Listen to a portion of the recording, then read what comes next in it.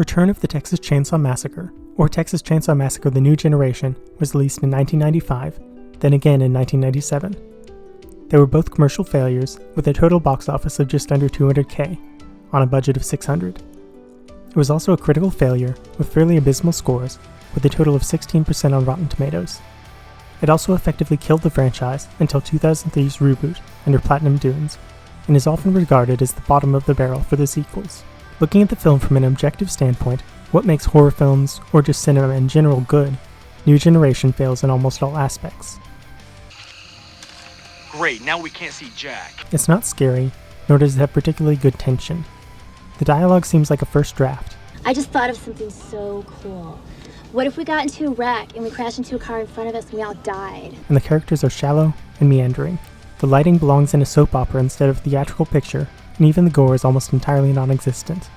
Although part of this is due to 2 separate cuts, losing out on almost 15 minutes for the 97 release. Taking a step back, however, and understanding the environment the film was made in, redefines it from a bad horror film to a brilliant work of satire. No. I'm gonna leave, and no one is gonna stop me. You sit the fuck down! And shut up! Horror as a genre was in a death spiral during the end of the 80s, and continuing on to the early 90s. The major franchises had spawned so many sequels that they were parodies of themselves, and forced to end the characters they were finally putting up diminishing returns. There were few enough new ideas, with Candyman and Silence of the Lambs some of the few bright spots in an otherwise barren landscape. Arguably the most telling is that Leprechaun was the biggest new franchise of the decade. Slashers in particular were a dead subgenre, and while Scream would reinvigorate them and spawn a large number of imitators, that was a year after the New Generation release. At the time, people simply weren't scared of the boogeyman with a knife. Part of this, especially in the American market, is that things were going well. Coming into the mid-90s, the economy was booming, and there was no large military conflicts. New technologies were taking the world by storm. The dot-com bubble hadn't burst, and it seems like things could only get better. Horror is about exploiting and expanding upon the fears of a nation, and that was difficult to do when the average moviegoer had little to be concerned about. With this environment in mind, Robert Cohn, a producer on the original film, and Kim Hinkle, who co-wrote it, both wanted to come back to the franchise and do something unique with it. Hinkle offered to write and direct, and made it clear that he had a very specific idea in mind, and though it took a number of different producer meetings, they were finally able to secure funding with Columbia Pictures. It's unlikely they knew exactly what they were getting into. The stage set, they were able to create a black comedy disguised as a bad horror film, complete with unnecessary nudity, the only instance in the franchise, exaggerated caricatures of characters, both the teenagers and the Sawyers, and a depiction of a family that had fallen to such a poor state they ordered pizzas instead of eating their victims.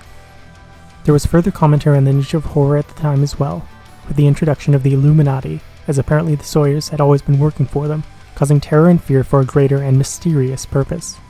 Something similar occurred in both the Halloween and Friday franchise, both introducing cult or mythical elements that seemed to come out of nowhere. This was also one of the more prevalent conspiracy theories in the 90s about FBI men in black suits who would do nefarious things. See most episodes of The X-Files. There are elements of body modification as well, touching on Hellraiser, and the whole idea would be expanded upon in 2012's The Cabin in the Woods. The man in the limo, credited as Rothman, even speaks directly to the audience at the end of the film, addressing how poor and nonsensical the entire film has been, saying the whole existence was supposed to be spiritual, but it was a failure. The script and the film doesn't make sense unless the entire thing was intentionally awful, and the final scene is just a way of confirming that. There's also the finale of the film, which features Marilyn Byrne from the first film being wheeled away on a gurney, accompanied by Paul Partain and John Duggan, who are all actors in the original film. While it's clear that Partain is not reprising his role as the wheelchair-bound Franklin, Burns could very well be with Sally, which takes all continuity out of the franchise and burns it in a fire. Again, this was a reference to the state of horror, as long-running franchises tended to retcon bits of canon at will. It would be a few years before age 20 and the decades before the requels trend, and it certainly feels like a bit of prescience on Hinkle's part. Something similar was done in last year's Chainsaw sequel, but with much less success. Overall, the film is a wonderful intentional disaster that both works and doesn't work on every level. No, he's out there with the chainsaw. No, No, he had a chainsaw. He was chasing me with a chainsaw. It can be watched in a number of different ways, and the amount of enjoyment varies tremendously depending on what you're looking for, as well as the quality of what it's attempting to do.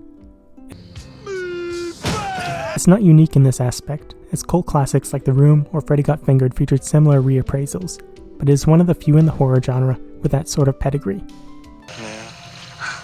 Sorry, but we're all gonna die. Overall, New Generation is something special, and I believe that horror fans should at least take another look at it. See it in a new way. I hope you've enjoyed this video. Please like, subscribe, comment, and be well.